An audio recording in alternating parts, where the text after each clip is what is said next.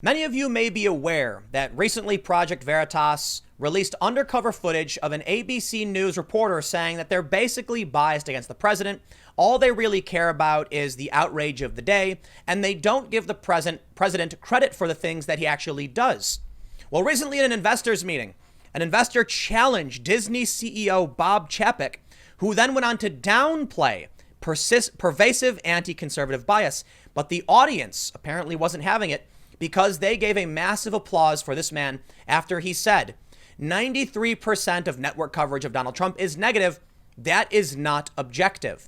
He challenged the CEO and asked him what he would do to bring objectivity back to ABC News. The audience cheered for it. It's a good sign, and I'll give a shout out to Project Veritas. Good job. I covered that video about the ABC News reporter. And there's some complicated feelings going on here. They suspended the guy, and all he really did was be candid and tell the truth. But he did negatively impact their business. I can kind of understand it. But hey, it's good to hear the truth. The important thing about what Project Veritas did is that every time they do something like this, they're pulling back the curtain so we can see the bias for what it really is.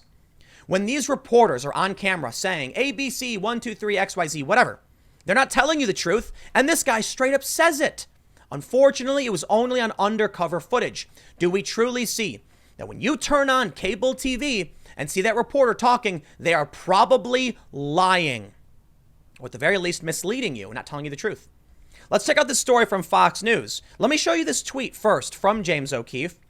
He says, breaking, massive applause from the audience after Disney CEO Bob Chapek was confronted at the annual investors meeting over exposed ABC and Epstein cover-up.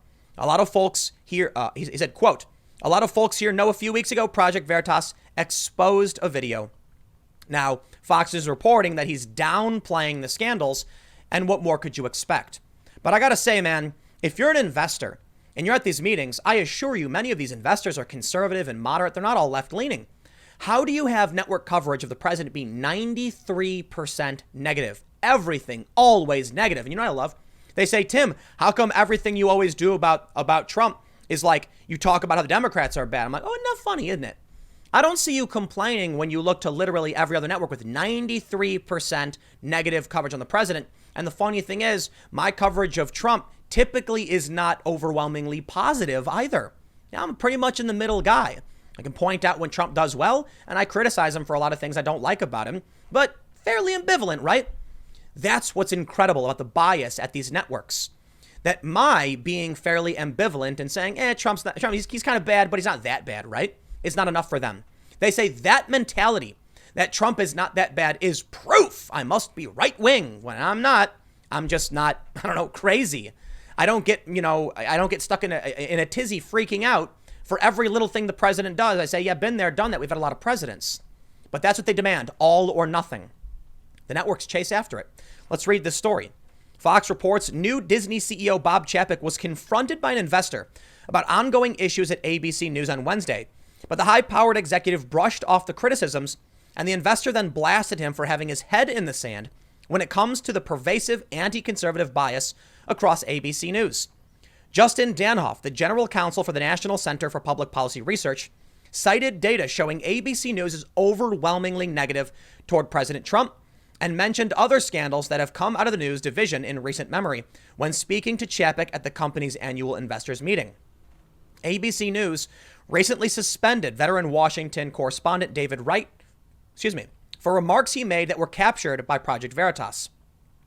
The controversial Project Veritas is the same group that published footage of ABC anchor Amy Robach, claiming ABC News executives killed a story that would have exposed the now deceased Jeffrey Epstein 3 years ago. Danhoff, who has shown up to Disney shareholders meetings to ask fiery questions in the past, told Chapek that he had been imploring former CEO Bob Iger to address ABC News issues for years. Yeah, but guess what? They're not going to do it because they are biased as well. They also care more about making money. They've found their audience. They're chasing after it. Now, I'll be fair. I think when you come to my content, you're going to get Tim Pool's point of view and Tim Pool's focus. And guess what that means? The stories I do on my main channel in this one are typically pointed in a specific direction. I'm lightly critical of the president, but only really lightly. I don't freak out over what he does. I just think he's another president. He's got some good things behind him, some bad things behind him. Very critical of the Democrats and social justice far left insanity. And that's what you're going to get when you watch me. You go to my main channel, youtube.com/timcast. What do you see? You're going to see a lot of stuff saying Democrats are screwing up on this one and this one. Trump is winning in this regard. And all of these things are true. Now, there's a few things I'll point out. On my main channel, I'm just focused on what I think is the most important thing throughout the day. And so there's probably other stuff you're not getting from me. So it's important you watch other people's content. Otherwise, you'll only hear what I'm thinking is important. Not a good place to be for the most part. But I do appreciate that most of you watch. I will also be the first to recognize this problem, but point out the most important difference between me and ABC. I'm a dude complaining on the internet about his feelings. It's not perfect. I encourage you to watch other people's content. It's important you do, because when I make a video and you see all my videos talking about very similar things, Trump is winning, Democrats are losing, slightly critical a little bit in Trump on certain areas, you are just seeing me saying, here's what I think is important. I'm one person with a point of view, with opinions, and I talk about what I care about. If you go to ABC News and click on one columnist, you will find the exact same things. Their opinions tend to fall in line in a similar direction. Why? Because it's their opinion. They're the same person. Their opinions don't change every other day. There's things that they think are important. However, when 93% of ABC News' coverage is negative about the president, that means there is a mandate at the company and an editorial decision to not provide you with a wide range of perspectives. My channels are literally just me. That's it. And so that's what you're going to get. But YouTube is a major network where you can get Jimmy Dore, David Pakman, and Tim Pool and have an opportunity to see a little bit from everybody if you so choose. But if you go to ABC, which is a network, you're only going to get Orange Man Bad. Imagine if YouTube outright deleted my channel and maybe any other moderate to conservative voice, so the only thing you ever saw was Orange Man Bad. That's what ABC has done. And even YouTube won't go that far. As much as YouTube is actively suppressing my channel, demonetizing many people who are either moderate or conservative, typically conservatives, because let's be real, there's very few moderates on YouTube, but there's a decent amount. There's some good people. They're also negatively impacting progressive channels as well, like Jimmy Dore and like David Pakman. The point is, you can choose to go to one of two websites. If you go to youtube.com, and you're going to be algorithmically fed content they think you like. There is an opportunity for you to find someone who will tell you, hey, I can't give you the full picture. Make sure you watch other people. Not everybody will do it. CNN certainly doesn't want to do it. They don't want you to go in other places, but I'm not running these channels because I'm a major corporation trying to, please my shareholders. I'm just talking about my feelings on the internet. And guess what? It kind of works out for me. I know that if I did what ABC did and actively focused on trying to drive the craziest narrative every day, if I told you, don't change that channel, don't leave my channel because I'm the only one telling the truth, then I'd probably get more views. I'd have more people just following me and ignoring everyone else, and that would be great for me. But that's not what I do. That's not why I do this. I actually care about what's really going on in the world. I actually care about, is President Trump doing well or not? And guess what? On a lot of things he is. On some things he's not. That's just the way it is.